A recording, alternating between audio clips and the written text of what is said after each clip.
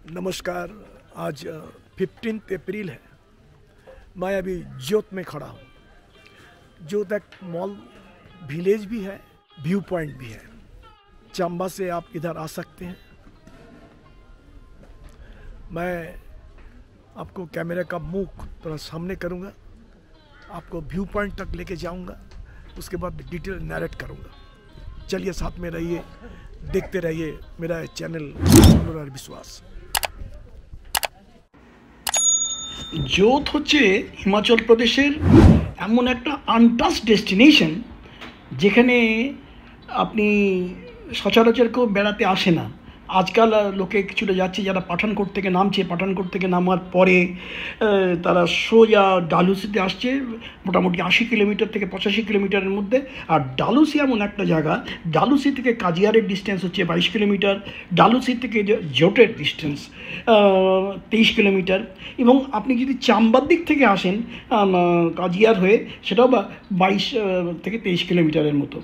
এমন একটা জায়গায় এসে আমরা পড়েছি, তার প্রাকৃতিক সৌন্দর্য দেখার জন্য মন সবসময় ব্যাকুল হয়ে থাকে।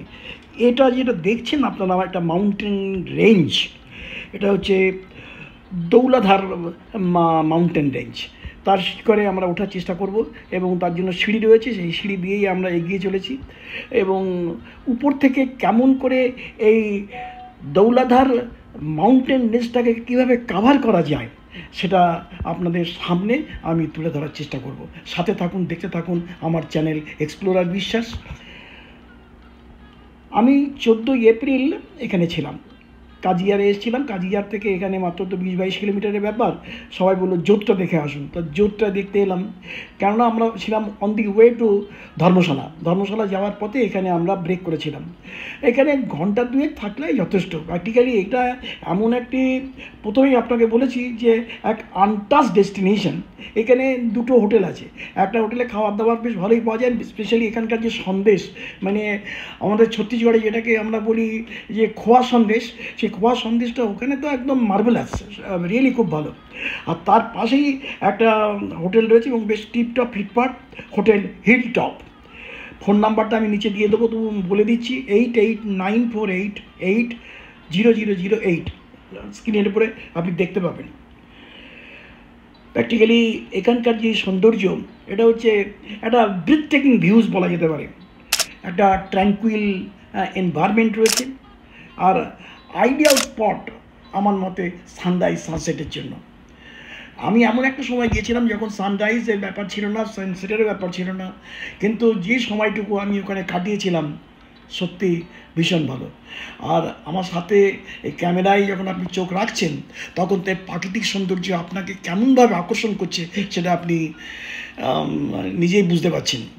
তবে আপনাদের কাছে আমি রিকোয়েস্ট করব, যারা ডালহৌসি বেড়াতে যাচ্ছেন তারা অবশ্যই কাজিয়ারে থাকুন। ডালহৌসি থেকে কাজিয়ারে থাকুন, এবং এপ্রিল মাসটা হচ্ছে বেস্ট সিজন, যে সময় ভিড়টা একটু কম এবং কাজিয়ারে বেশি হোটেল নেই, তবুও আপনি সস্তায় ইকোনমিক ওয়েতে আপনি হোটেল পেয়ে যাবেন।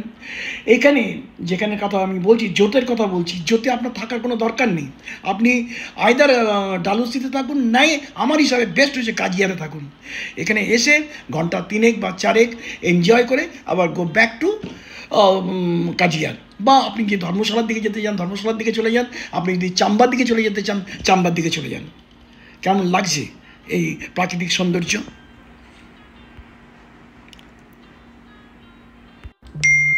দৌলাধার মাউন্টেন রেঞ্জ থেকে চারদিকের মানে নৈসর্গিক দৃশ্য অভূতপূর্ব।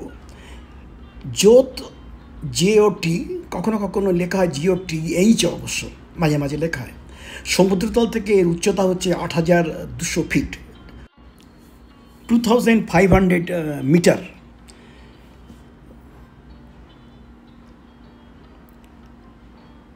এই দৌলাধার মাউন্টেন রেঞ্জের চারিদিকে যখন আমি আপনাদের দৃষ্টি আকর্ষণ করার চেষ্টা করছি, তখন একটা জিনিস আমি লক্ষ্য করছিলাম, এখানে যেসব বাড়িঘরগুলো রয়েছে বেশি নেই, কিন্তু যেগুলো রয়েছে সেগুলো সব উডেন স্ট্রাকচার, মানে দোতলা তৈরি হয়েছে কিন্তু একটা নিচের তলাটাও মানে উডেন, তারপরে যেমন মানে কংক্রিটের স্ট্রাকচার তেমনই রয়েছে, কিন্তু পুরনো যেসব বাড়ি ফাড়িগুলো রয়েছে সেগুলো সব উডেন স্ট্রাকচার।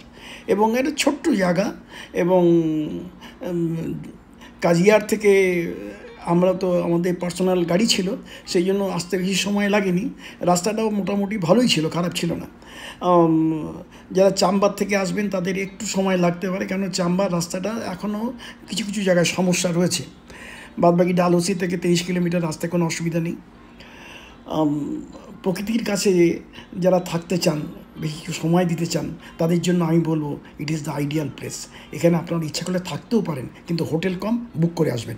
ভালো থাকবেন, সবাইকে নমস্কার।